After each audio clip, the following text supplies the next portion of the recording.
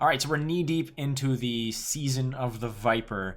And after a lot of trials and tribulations, I made it back to pro rank. We got there rank 0 using the same deck that we started the season with. We didn't really venture off into anything else from day 1 through till now. From rank 5 to 0, we struggled. We made it happen with a homebrew of Calveit. Now, we chose Calveit way before there was a faction challenge or whatever. I thought I was being, a little bit hipsterish, choosing a leader that not many people played, but there it is. It actually worked out for me. So I want to give you an updated list of exactly the same cards I used to go from rank 1 to 0, with a few options for tech choices that I'll explain later. Nonetheless, this is Birdy Num Num Pro. All right, so there you can see it right at the top of your screen, I guess, right over there, rank 0, we did it. It was a long, hard battle to get there. If you were watching my stream at any point, you could tell that there's some highs, some lows, a lot of salt in certain cases, but we finally converted into pro rank this morning, which was nice. So I was really looking to finally hit there so that I can make this video with a little bit of legitimacy. I didn't want to give you a deck that said almost pro rank or not quite there, but you can see what you do. I wanted to make sure that the deck can make it to pro rank before I shared the change version with you. So I'm going to give you the list and tell you a little bit about why I chose the cards. All right, so at the bottom, we have 2 times Toussaint Knight Errant. All right, I've got 1 Oxenfurt Scholar. I have 1 Nausicaa Sergeant. I have 1 Infiltrator. I have 1 Daithwin Arbalist. I have 2 Alba Armored Cavalry. I have 2 Alba Pikemen. I have 2 Nilfgaardian Knights. I have 1 Doppler. I have 2 Impera Brigades. All right, so I'm going to just go through the bronzes real quick and tell you. Now, it looks like a big-time mishmash of nonsense. And the reason why I have a whole bunch of different cards in here in the bronze slot is because a lot of the times I'm just mulliganing a lot of stuff away. You're gonna be winning games with your last play usually anyways, be it with your combo or with Leo killing something big or something along those lines. Nonetheless, I have a nice array because based on what I was playing against, I was facing a myriad of things that I was always wishing I had the other bronze. Like I was queuing into Skellige, let's say, and wishing I had the Arbalest, or queuing into Arrakis Queen, wishing I had the Arbalest. At the same time, I was queuing into things like Nilfgaard, let's say, and wishing that I had things like Arbalest again, or Infiltrator, or something like Oxenfurt Scholar, or things of that nature. So in reality, though this deck doesn't necessarily thin out all too well, I was mulliganing away a lot of the cards I didn't think I was going to need anyways. Usually you're going to end your each game you play with a lot of cards in your draw pile anyways. It doesn't really matter. You're going to be spending 3 turns really mulliganing what you need and getting away from all those bronzes anyways. It's a pick and choose. It's really a mishmash. And I know that that's not ideal, but at rank 1, I was facing really a plethora of different opponents, be it Arrakis Queen or Arnulf.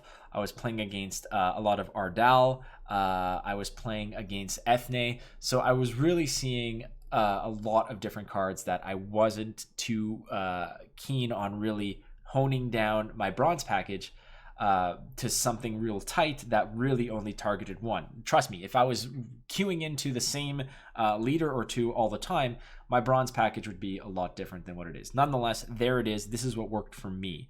All right, into the gold. All right, I have Albric. I have False Siri. False Siri was something that did not make it into the early game, but I found that changing Strays of Spala in the 5 slot and putting in False Siri was a lot better. Though I am sacrificing the 2 provision to get False Siri instead of Strays of Spala, I do think that this is a much better play. Moving cards in this deck is not exactly the most important thing. You could use False Siri to move something into your row to give your pikemen some value. At the same time, you can move and disrupt your opponent's rows. But at the same time, that enemy artifact disruption is really important. Playing against Brewer traps, Crushing Trap, or playing against Summoning Circle. Summoning Circle is kind of in and out of meta, but I was seeing it a lot, and this was really giving my opponent a lot of fits when you're playing False Siri and crushing those hopes and dreams.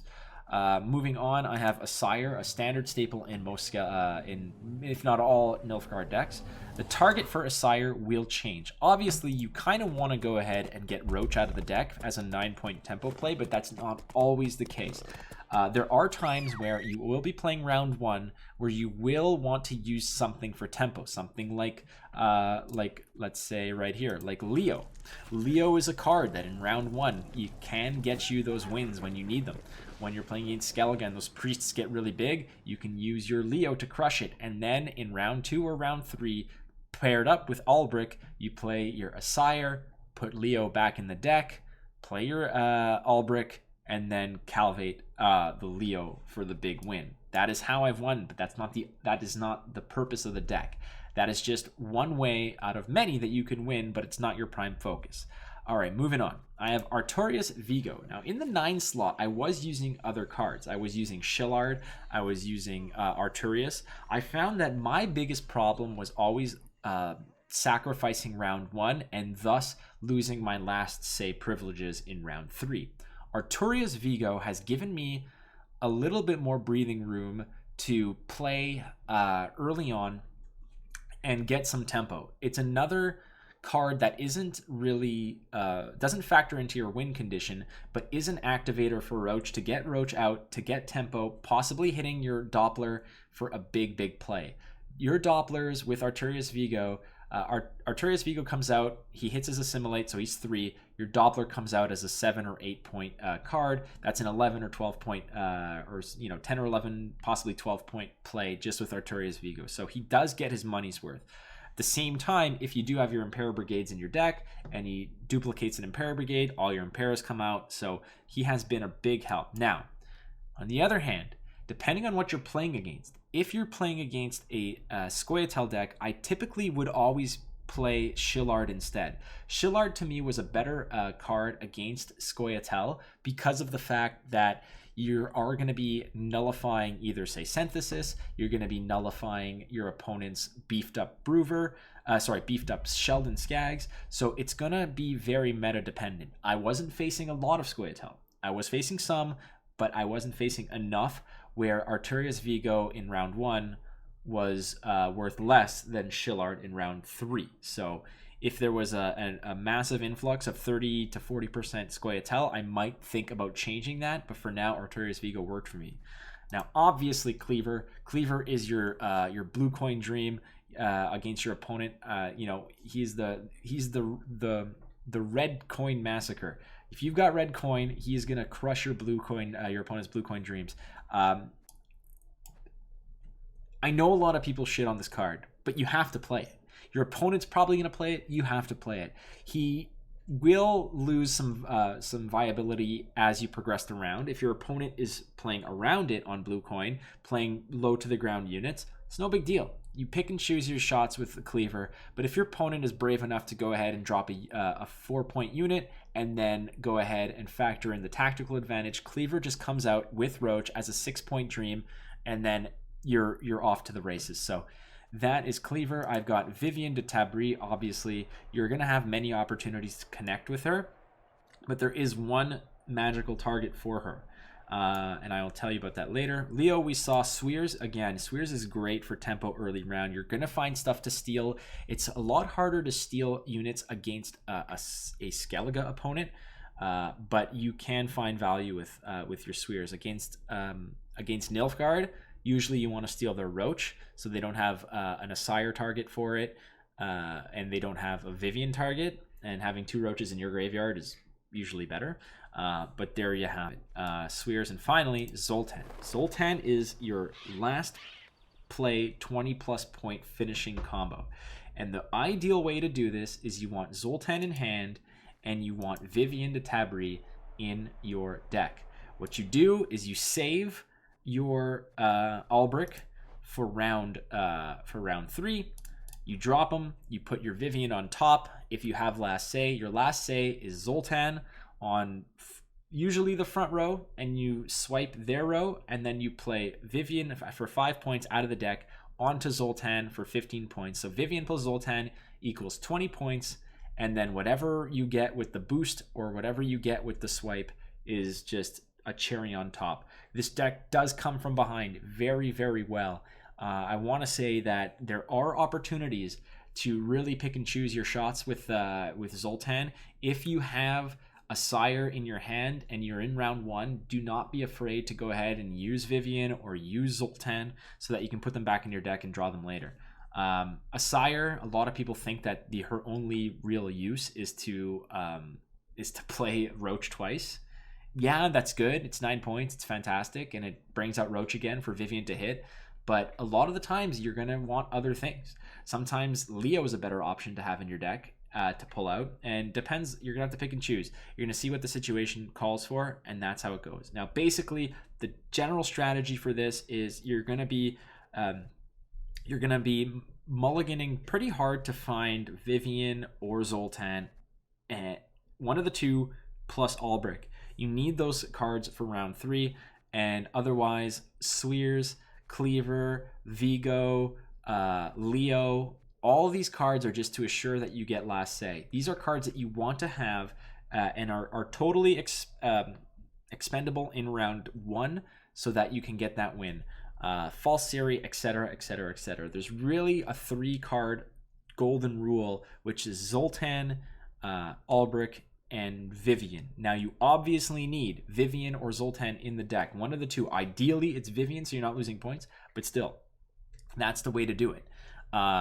What I find is that a lot of people play Calveit without any assurances of Albric. And I mean, why? I understand that Jan Calveit could really hit home runs. You're looking at 3 cards and you're playing them. But without an insurance card like Albric, which gives the extra 2 points, why would you really roll the dice on Calveit? This is what I find some players are doing wrong with Calveit, is that they're just leaving it up to chance and rolling the dice. If you're playing Calveit without Albric, you're doing it wrong. You need the assurance that Calveit is an actual out for you. You need to make sure that you're actually hitting what you need with Calveit, and you're not really just leaving it up to chance and RNG. I've played against Calveit in rank 1, and in round 3, with 5 or 6 cards left in their hand, they would just Calveit and pull out a 4 provision bronze or a 5 provision bronze that really had no impact.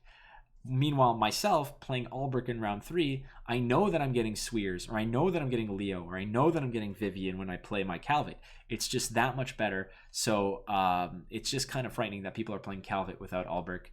Either way, that's how the deck works. In the round 1, go pretty hard. You have a lot of gold power that you can use in round 1. So don't feel like you're overextending sometimes. You need to win it. Nonetheless, in round 3, you can get creative. You want Zoltan in hand and Albric in hand, and you want Vivian de Tabry in your deck in round 3. You play Albric, you put Vivian on top. Your last play is Zoltan, Calveit, Vivian.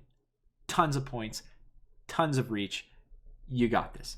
Anywho, that's the deck. This is what took me to pro rank. I used this exclusively this season, and I really, really, really, really enjoyed it. So next season we're going to try something completely different.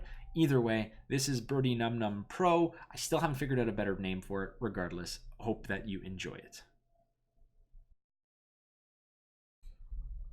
So that's the deck. That is Birdy Num Num Pro, and we took it from rank 5, which is where we started the season, all the way through to pro rank, and really didn't stray from this deck. The original deck has the same core, more or less, but they did see a little bit of tweaking over here and there. Again, very meta dependent. The difference between playing to pro rank, skill definitely is a factor, time is a factor, but meta analysis is so important. Make sure that you're teching your deck properly in order to maximize the cards that you're playing. If you're playing against a lot of Scoia'tael, maybe put in a Shillard to shut down that beefy Skags. That's what you got to be doing, is really looking at the meta and making the proper adjustments. This is the final version of the deck that I used It's not the perfect version. There is no perfect version. The perfect version is whatever you're playing that is successful at that particular time in that particular meta. So I do invite you to make some changes to this. If you do have any questions, please leave them here in the comment field on YouTube. And I do implore you, thank you so much. Please hit that subscribe button. I do drop new videos several times a week and I do appreciate it. Hit that subscribe button, costs you nothing. I do stream every Monday to Friday from 10 a.m. usually till about 2 p.m. Eastern Daylight Time. So I invite you over there. It's always nice to have you guys. Thank you so much. Be kind to one another. Adios.